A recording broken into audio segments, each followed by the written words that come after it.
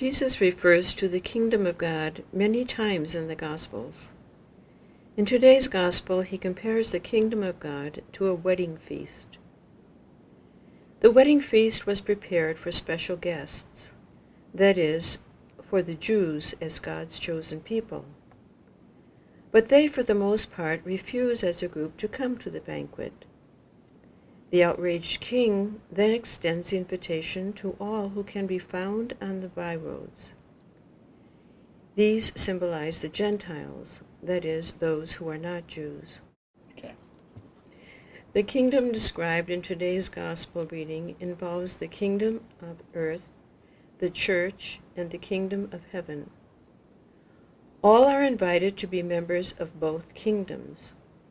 The kingdom on earth, the church, is an imperfect one, since it is composed of the baptized who are both good and some not so good.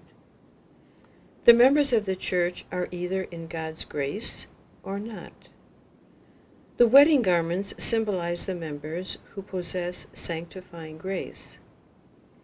In order to pass on to the banquet, or the kingdom of heaven, one must have on the proper wedding banquet attire, namely, sanctifying grace.